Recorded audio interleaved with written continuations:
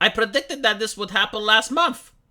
I said that university professors are going to have a really hard time dealing with students that are going to use AI in order to write their diploma. And even worse, people who are going to get a PhD and they need to write their paper, they may also use AI. Now, of course, there were a lot of naysayers that told me, like, Novi, you don't understand. That's not how AI works. It's not that advanced. Apparently, it is. You do have teachers who are desperate, apparently, for help. Because you really can't tell it's written by an AI. There's nothing that stands apart. If you ask the AI the same question 10 times, it's going to give you 10 different answers. It is incredibly advanced, right? So now the teachers in the UK are crying for help that their students are using ChatGPT. And here's my answer to the problem.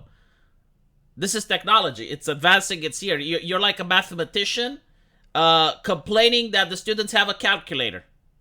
Like, literally that thing. I'm pretty sure that if you go back in time when the pocket calculator was first discovered, there were teachers complaining about it. It's like, oh my god, they can't do the equations using paper anymore.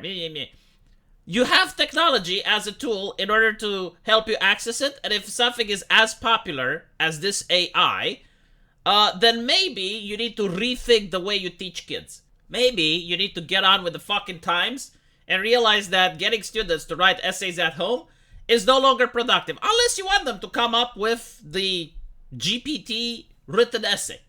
Which is fine, by the way. I mean, students need to learn how to use these things. It's the future. You need to stop being a boomer and go like, oh, well, this is not going to catch on. Like, in 10 years, this technology is going to be everywhere. It's unstoppable. You can't stop it. There's no way. Okay, like, the genie is out of the bottle. I do understand that it's going to have negative consequences. I do understand that a lot of people are going to lose their jobs. I do understand that the companies are going to use this technology in order to censor more, to monitor on people, to manipulate people. But the problem is that the technology is there. It exists. It's like trying to fight against the calculator.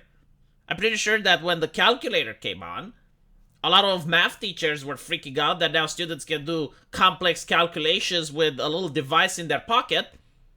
I'm pretty sure that when the cell phone came on, a lot of teachers were freaking out that, oh my god, well, the students can now cheat a lot easier. They can have like a hands-free headset and they can talk with other people during exams.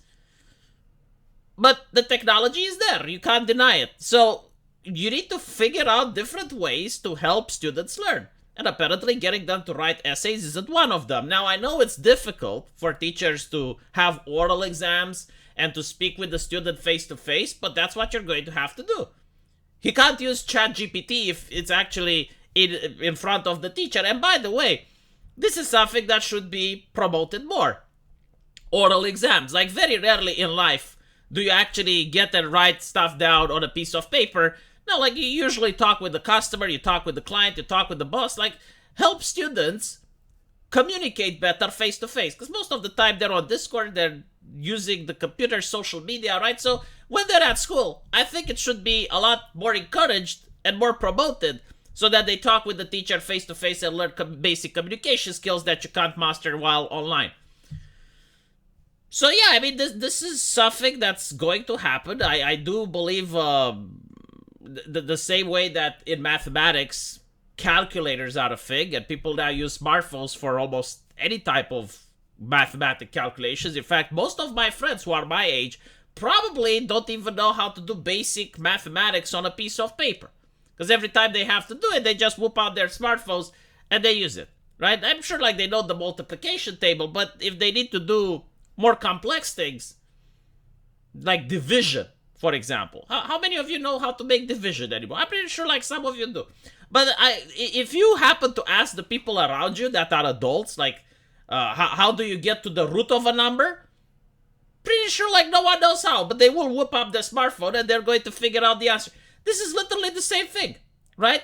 And by the way, it takes skill to actually do something productive in ChatGPT, because the chat can give you something which is not accurate, which has mistakes. You still have to go through it. You still have to know exactly what to input into the chatbot.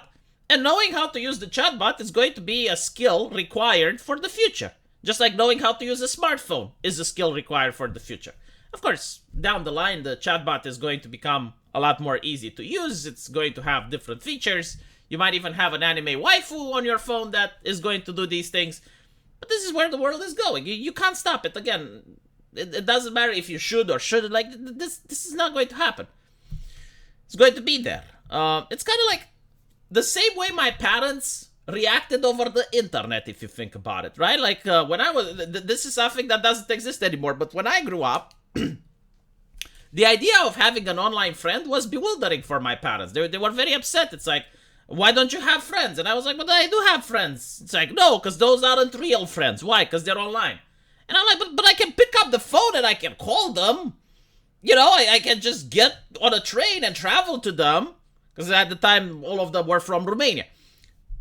So just because I'm talking with them online through text format, does that mean that they're not real friends? And yeah, like my parents said, well, they're just words on the screen. They're not real. And if you think like that, I mean, look, when you go on Discord and I talk with my subscribers, it's still just words on the screen, the same way like talking to an AI, right? But the difference is like sometimes the AI has more productive conversations because it can actually help you learn stuff.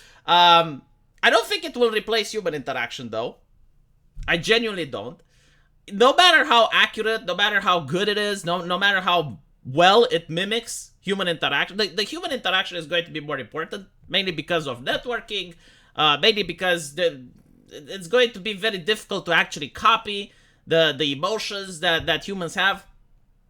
So it won't replace human interaction, but I do think that our kids are going to use these AIs the same way we use Discord, the same way we use YouTube. It's going to happen, right? And of course, the companies are going to manipulate as much as they can. I mean, think about if everyone has like this addictive waifu on their smartphone that can help them with anything, right? You ask your waifu, like, what is the price of beer at the supermarket? And she tells you.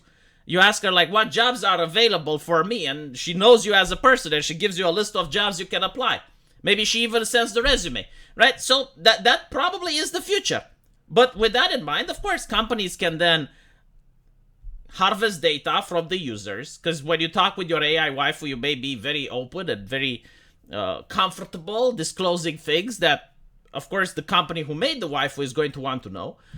They can use the waifu to push for stuff, you know, like the waifu can ask, like, have you updated your vaccine card today? You know, like, they can definitely do all these things. You know, the waifu can say, oh, I saw you reading very concerning news. Do you want to talk about it? It was like some far-right thing. We don't like it. You read some Jordan Peterson.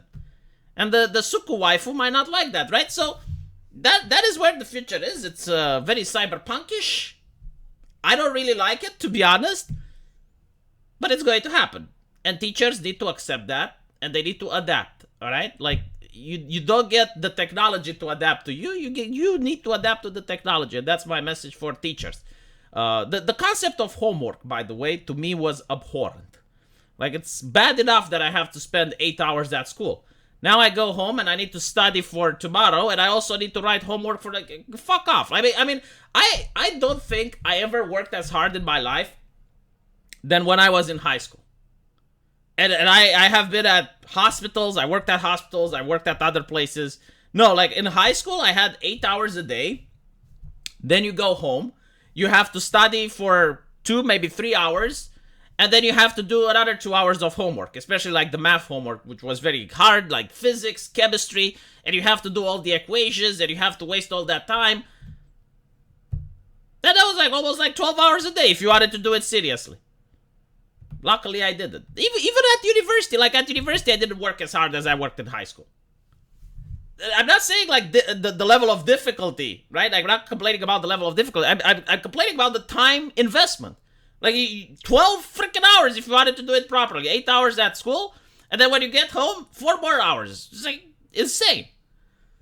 Let me know what you guys think, though, and as usual, I will see you in the comment section. Take care.